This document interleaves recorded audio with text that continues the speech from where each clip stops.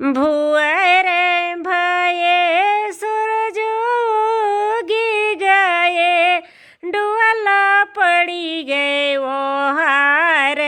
दादी के रोए आंचल भी गए हो, बेटी होई गई पराई। दादी के रोए आंचल भी गए हो, बेटी होई गई पराई।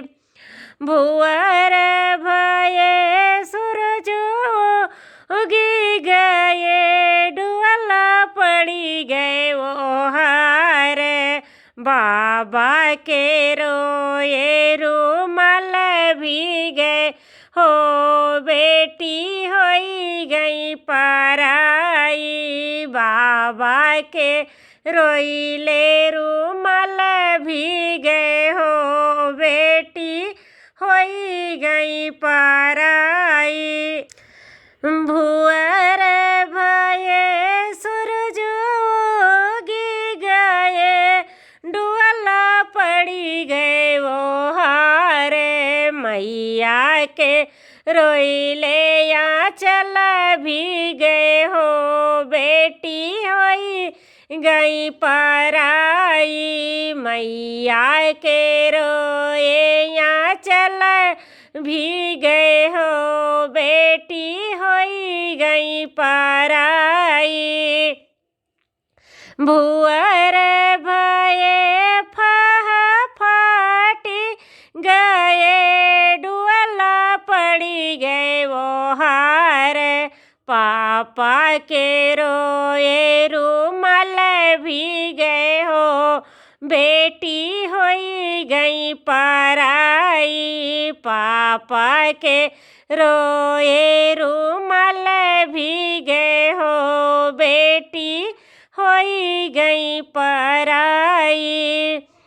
भुअर भये फाटी गए, डुअला पड़ी गए वो हार। चाची के रोए आंचल भी गए हो, बेटी होई गई पराई। चाची के रोए आंचल भी गए हो, बेटी होई गई पराई। अरे भुअर भये फाटी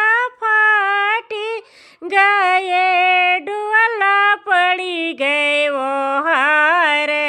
चाचा के रोइले रूमाल भी गए हो, बेटी होई गई पराई। चाचा के रोइले रूमाल भी गए हो, बेटी भई ली पराई। भुअर भये फाटी गए, डुअला पड़ी गए वो हार।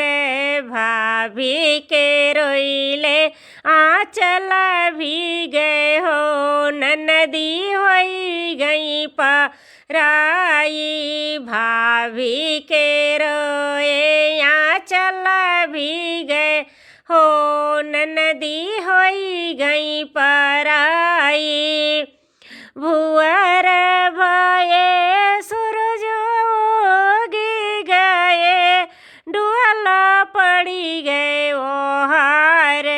भैया के रोए रूमाल भी गए हो, बहिनी होई गई पराई। भैया के रोए रूमाल भी गए हो, बहिनी होई गई पराई। भैया के रोए रूमाल भी गए हो, बहिनी भइली पराई।